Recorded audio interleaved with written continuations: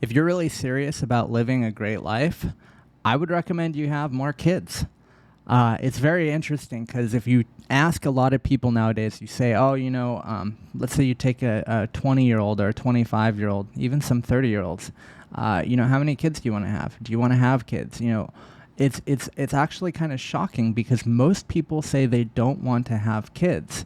And the reasons they say they don't want to have kids is, kids are so dirty, or they're loud, or they're messy, or it's a lot of responsibility, or, it's scary, or it's this, or I'm such a mess. How am I going to be a parent? And people think that you need to have it all together to be able to be a good parent. And if you look at your own parents and you think your parents did a reasonably good job or they did a good enough job, and you ask them, did you have this all figured out before you had kids? They'll say no.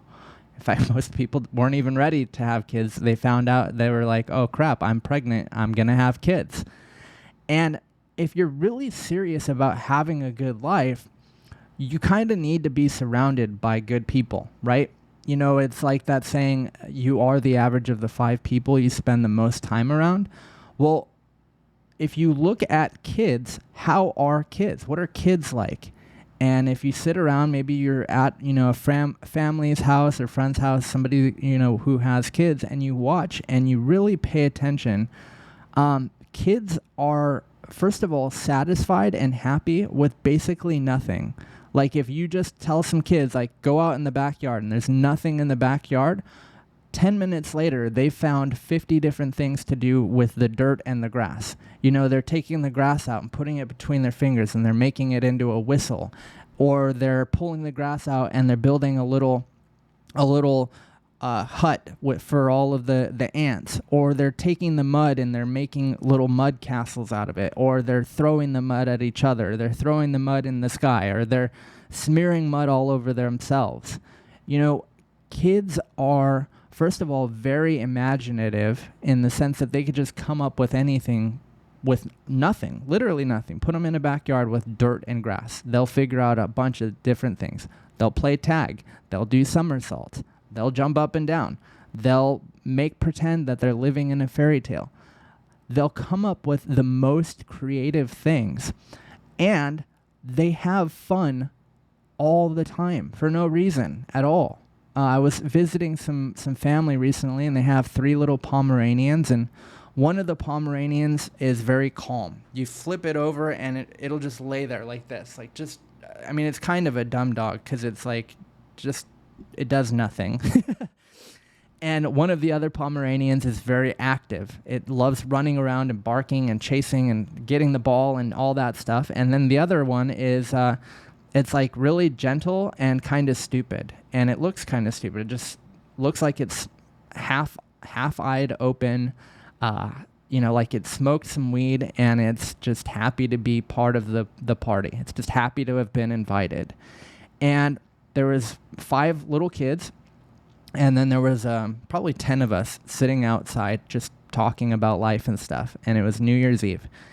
And over the course of 4 hours, these kids had found probably 30 different things they could do with these dogs, and the whole time they were laughing and yelling and having fun. And they had, like, they took the dog's little paws and they were pretending they were fighting. They were boxing the dogs, and that one dog was psh, psh, psh. And then the dogs were climbing on top of the kids and licking the kids, and the kids were chasing the dogs and the dogs were chasing the kids, and they were throwing the ball for the dog. And over the course of this whole 4 hours, these kids almost never stopped smiling.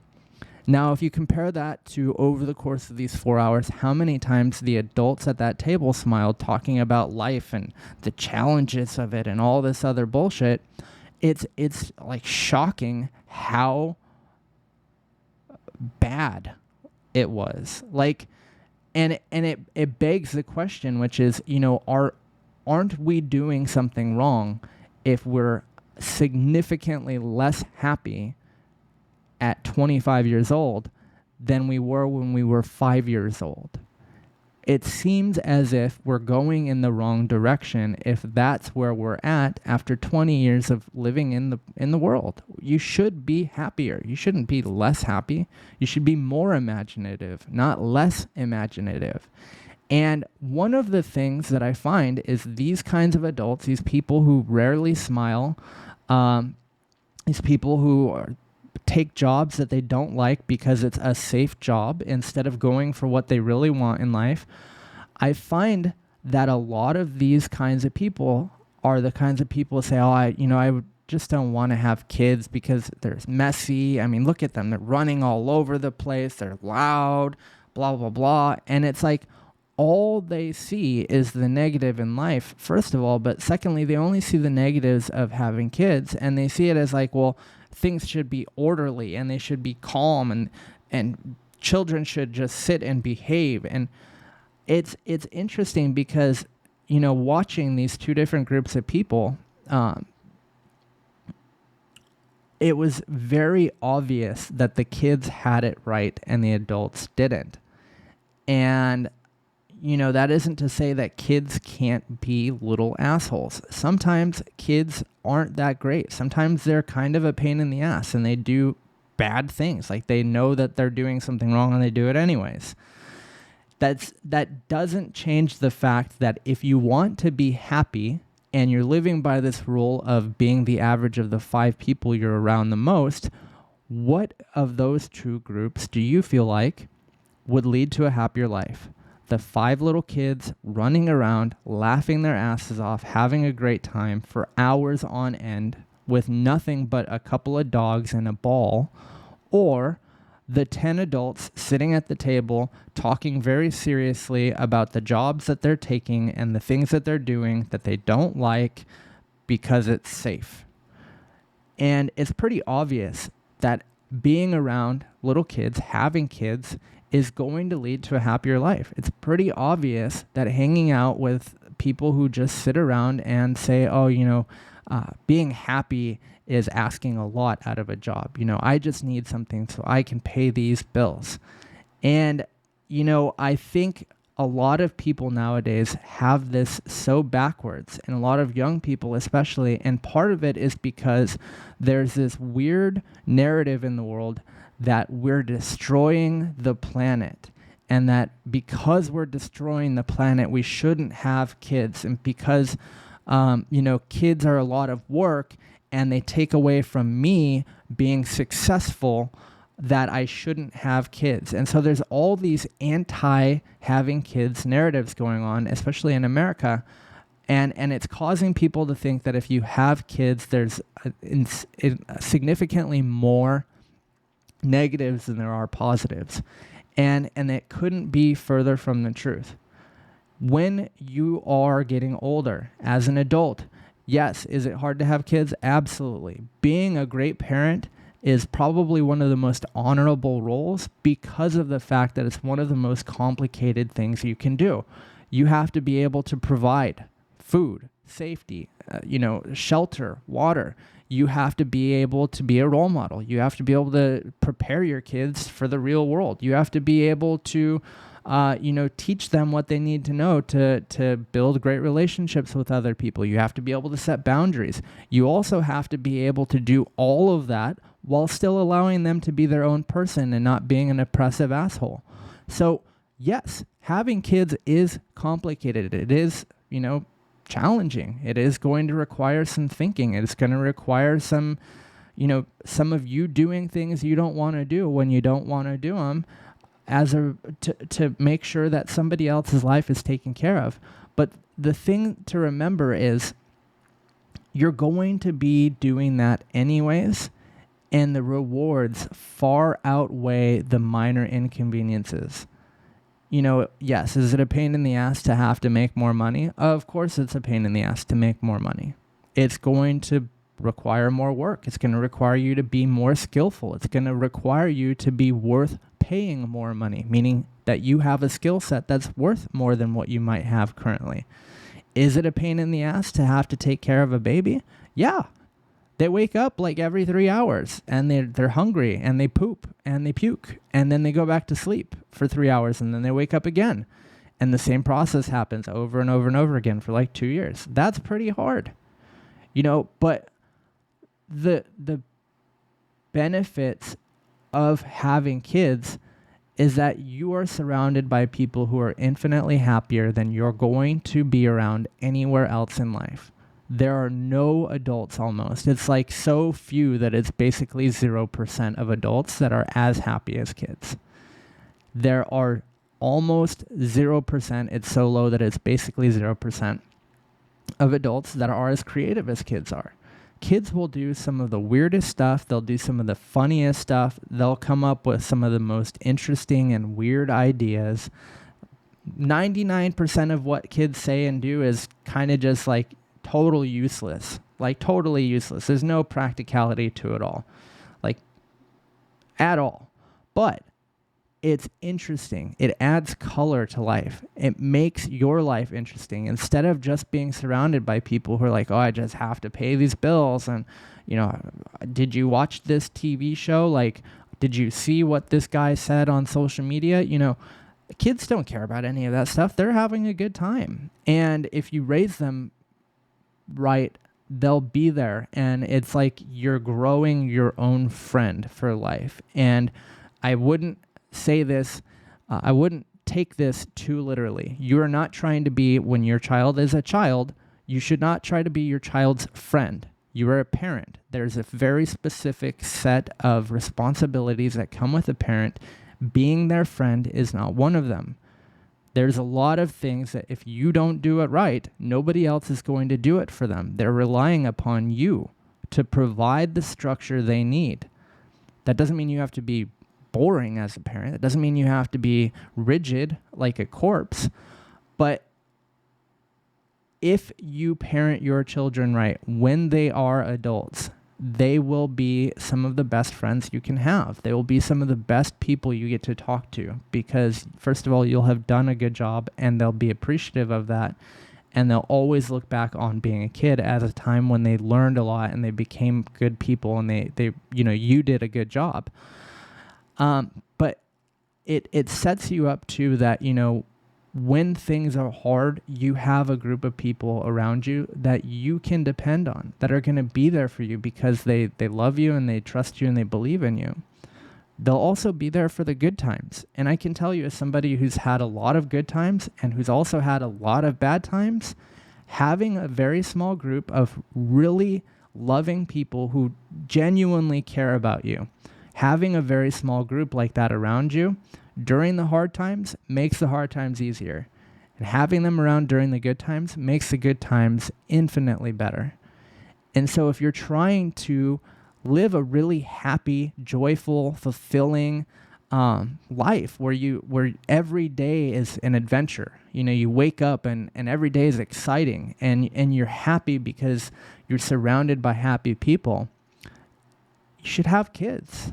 And look, if you're like, oh, it's irresponsible to have kids because of climate change and all this other stuff, I would recommend you read more books. I would recommend you read more books about climate in general and understanding it because it's very, very complicated. There's a lot of different things that affect the environment. Everybody can agree on that, right? The environment isn't just one thing. It isn't just carbon dioxide as an example. It's carbon dioxide. It's weather patterns. It's, annual weather patterns. It's, decades long weather patterns. The planet has gotten really hot and really cold a lot of different times. There's a lot of different things that happen in that process. Oxygen levels change things. There are literally hundreds, if not thousands of different things that affect the overall status of the planet.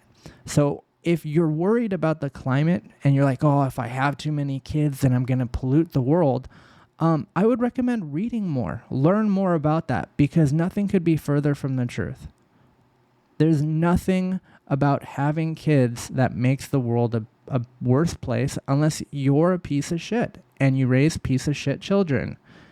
If you want the world to be a better place and you're interested in figuring stuff out, first of all, don't just run around yelling, this is a terrible thing, and not learning anything about it. Most people who talk to you, if you see people posting on Twitter as an example, people are posting, we need to save the planet, we need to save the planet. How? Recommend? What do you recommend? Why do you recommend that? Most people, if you ask how, and then you ask why, and then you ask why again, by the second time you ask why, if they even manage to make it that far, have no clue. So, and even people who say, well, climate change is not real, even those people, most of them don't know anything. In fact, it's shocking how little anybody knows anywhere. It's like the world's just full of a bunch of people repeating headlines. They don't even know. And so don't allow the headlines you're reading and what the news and the media and social media and all this stuff is repeating over and over and over again. Don't allow 1,000 empty-headed idiots to convince you of something without doing some investigating yourself, without actually looking. And not just looking, but also looking at what are the people who don't believe that saying and why are they saying that? You know, is there some truth to the fact that this might not be true? Is this the truth? Oftentimes you're going to find, and this is kind of the second part of really enjoying life, if you really look and you really investigate, oftentimes you'll find most people have no clue what's going on, and what most people believe to be true isn't true at all. It's an illusion that everybody's accepted. It's a delusion, I should say, that everybody's accepted. And so, you know, if you're worried like, having kids increases carbon dioxide and now the world's going to melt faster and bad stuff's going to happen, and you're having all these weird ideas, like, you should investigate what you believe.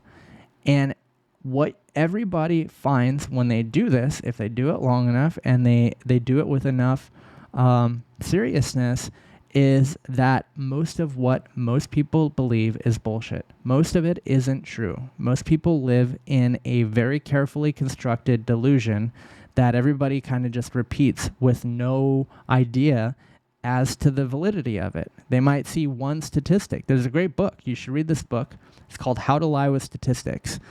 It is one of the most eye-opening books in the world because you basically find out that any statistic you can look up on the internet, typically, not always, but typically, they're very carefully worded, or they're very carefully selected, or the group of people they study is very carefully selected so that they can get the result that they want because they have an agenda to try and prove something, which is, it's not science. It's not science if you're changing the way you get information or the way that you display information so that it proves your point. It's a mental fallacy to even try to argue from that standpoint. And so if you're trying to be like a very happy person, you should be surrounded by very happy people. And unfortunately for most adults, they're not having kids, and so they're only surrounded by other miserable adults just like them. And beyond that, you should start questioning some of the things you believe. I don't know. I'm not a climatologist, but I've looked at both sides of this, and it seems like most people are wrong about this whole carbon dioxide thing. It seems like, based off of the information that I've seen, it seems like that's wrong.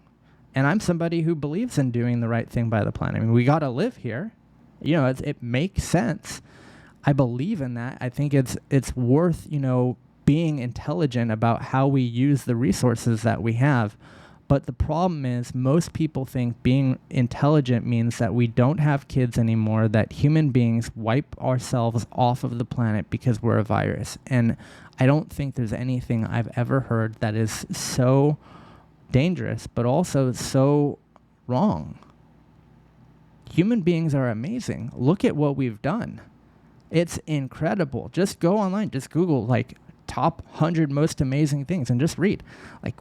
We've made it off of the planet. We have we have people in outer space right now, just floating around the planet. We've gone to the bottom of the ocean.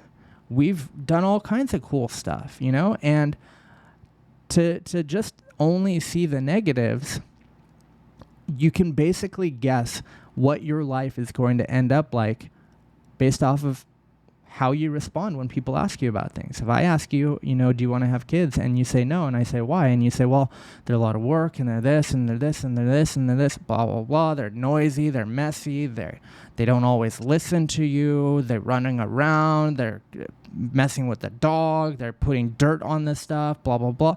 If that's what your answer is to that, what other opportunities are you missing out on because you're taking this very negative view of the things that you could do with your life? You know, if you want to be a truly happy person, first of all, you have to be able to live in the moment that you're in. You know, if you're very stressed out or depressed, or if you're living in some kind of state of unhappiness, typically you're thinking about, I wish something had happened in the past, or I wish something hadn't happened in the past. You're not even in the moment you're living in. And same thing with the future.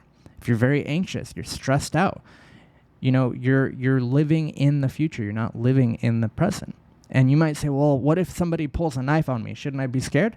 It's like, well, are you scared if somebody has a knife in the kitchen and they're cutting a steak?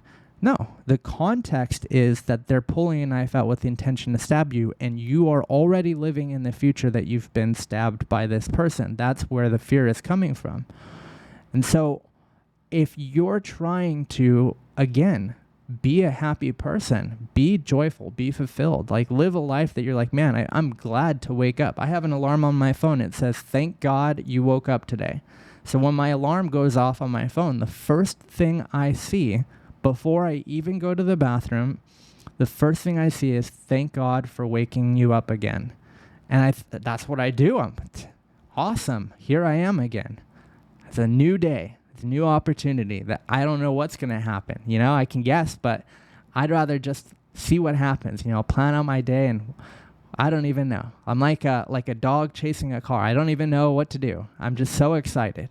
You know, as soon as I wake up, I'm getting messages reaffirming that I have an opportunity, that I have a life, that I'm alive. You know, there's 3 million people that are going to die today. That means at least 1 million people didn't wake up this morning. And so, you know, live in the moment that you're in. Be grateful for what you have. Have kids. I think having kids is one of the best things you can do. It's one of the most honorable things. If you really consider it, the complexity of having kids, being a role model, doing all this stuff, and then also allowing them to be their own people and not being, you know, oppressive. Being able to raise children that then become good, productive adults that live great lives, that, you know, have a positive impact on the people they interact with. The ripple effect of that over generations is just astounding. Imagine if everybody did that for one generation. The rest of the world would be changed forever. Forever. It's like the world would only get better if that was where everybody was starting, if everybody was focused on building that kind of foundation. And I realize, you know, there's a lot of people in the world that are very unconscious. There's a lot of people that are unaware. They don't even know. You know, it's like they're suffering all day long. They don't even know why they're suffering. They just, it's just they're carrying it on. You know, maybe they're still living in the past where their parents abused them or something. You know, and maybe they're 25 years old. The last time they were abused was 8 years ago, and they're still suffering because of it. They're doing all that to themselves. They're carrying it on because they don't have an identity outside of that they can see themselves as. And those people are probably going to struggle to be great parents. And so if you're a responsible person, if you view yourself as a good person, if you say, hey, I'm a good person, like I care about people, I do the right thing, I'm not doing the wrong things to people, I want to be a better person every day, and I try, one of the best things you could do is have kids, and have a lot of kids, especially if you're kind of smart. If you're smart, it's weird because smart people have less kids. If you're smart, don't you think the world would be a better place if there were more smart people in it? And IQ, in a large part, is a genetic thing. Now, some parts of IQ come as a result of you know, good food, being, you know, healthy. You know, the mom being, first of all, able to get access to really high quality food, and then the baby also being able to get access to that, and children in their younger years being able to get access to really great food. That plays a big part in it. But IQ, for the most part, is genetic. The big part of IQ is genetic. So if you're a smart, good person, and you feel obligated to make the world a better place, the easiest, most effective way, and the most lasting way to do it is to have a lot of kids and be a great parent. And, you might say there's a lot of difficulty in it. Here's the flip side of that. Not having kids, first of all, means you're more likely to get divorced. Secondly, it means that when you get older, let's say your partner passes away before you do, you're more likely to die depressed and alone. And you'll never have the joy, or you'll never have the benefit of having kids that love you as adults, that you can go do things with. You can go on vacations with. My mom and one of my sisters are going to like Switzerland in a year. If my mom had never had kids, she would never even do that.